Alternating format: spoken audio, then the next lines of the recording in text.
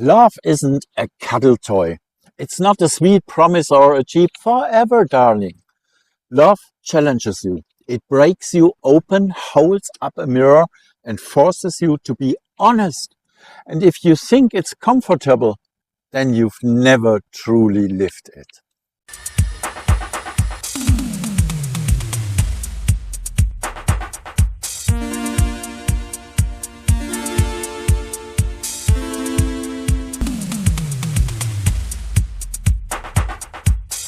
I was recently asked what love means to me, and I thought that's interesting, especially if you see what it means for others. For me, love is a vibrant balance of give and take, of the desire to be seen and the ability to see for yourself. It's not a static security, but a force that continually begins from scratch, with every person new. Nobody inherited something bad. Psychologically speaking, it means that I acknowledge my own history with all its shadows, losses and ruptures, while remaining open to the new that heals and connects. Philosophically for me, love is both a universal principle and a changeable experience. It is greater than possessions or expectations, yet it changes with each person who enters my life. In it, I recognize the truth that nothing stays the same forever, except for the need to redefine it again and again, and sometimes from day to day. As a hiker around the world, I experience sort of love in silent gestures that don't require language, in a hug, in tears shed together when pain is shared and boundaries disappear.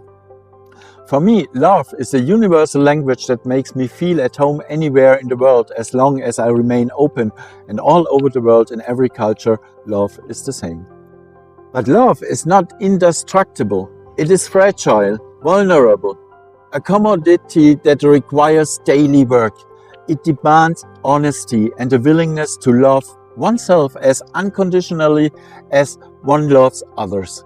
Because only what grows within can be shared externally, as inside, so outside. For me, love also means loyalty. But loyalty doesn't mean tolerating mistakes or interpreting silence as consent or defending bullshit which was done. It means being there, especially in the most difficult times, when it hurts, when you can barely bear it. Sometimes words are needed, just a hug, a holding hand, or sometimes only a phone call at the right moment. Love means truly seeing, appreciating and respecting the other person, not taking a no personally, but understanding that behind every no lies a story. Love is also communication, but not only in expressing one's own needs, but also in mindfully perceiving the needs of others without using words. Love can't always save, but it can transcend. It can transform pain into connection, emptiness into encounter, and loss into memory. And for me, love is a compass that shows me what truly matters. Humanity, responsibility, loyalty, respect, and compassion, and the daily decision to be guided not by life, but by love. And for me, love is not being guided by one's own ego, but rather the willingness to see a shared future. It is greater than the pain one might experience in disappointment. It grows in what the other person does and what one achieves together. And it weakens when you stop doing anything for each other and rest on your laurels. And of course, love makes you do crazy things. You jump in your car and drive 700 kilometers just because you can't sleep without the other person. You quit your job and move to a completely new city because love is bigger than your life so far. How often have I stood at the front door in Berlin at 3 o'clock in the morning after a night on the Autobahn. Honey, I can't sleep without you, and I brought Rose with me. Even national borders eventually had no limits.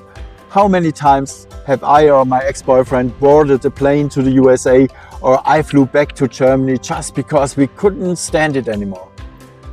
Maybe love makes you Give up your own dream to live a shared dream that is so much bigger and more beautiful than what you could ever imagine for your own life.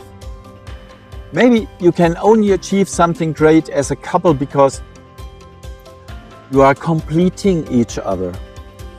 And the essence of love is the connection that sustains us when words fail, that allows us to overcome every barrier, that ensures we grow beyond ourselves, and that shows us that we are not alone. Philosophically, its essence is the force that unites opposites, closeness and freedom, giving and taking, light and shadow, and yes, unfortunately, shadow too. We often think, especially in our youth, that we have experienced love and we defended our feelings, but only when true love truly robs us of all our senses and we have done the craziest things completely unconditionally because we simply couldn't do otherwise, do we know what love truly is. What love is not is the worthless written sentence, I love you, which is based on the insubstantiality of the present, in which no future together has been created, where you never experience something together. And love is not good sex either, which at best leads to passion and the first idea of this fits. And of course, sex must fit for good love too. And I would like to conclude this monologue with the words, love is you, my darling. But unfortunately, no one is here apart from my dog. Good morning. Uh-oh. I think I have again a problem with the brakes. The grip is not there anymore and there was a little bit oil. And probably it's losing this hydraulic oil. That's really bad in this hilly area.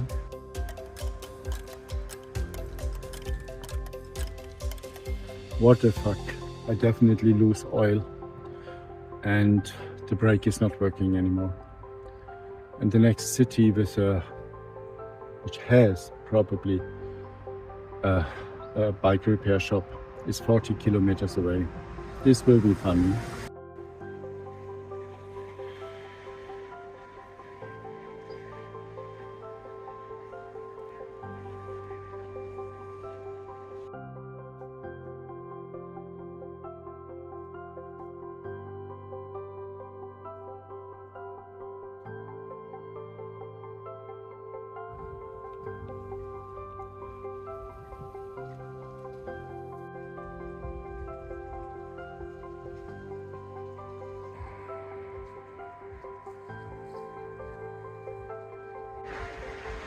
This place would be incredible nice for the night. But the problem is I don't have got brakes down here. So let's think to do it. Well, then I will carry one of them down. Some places are really too beautiful not to stay here.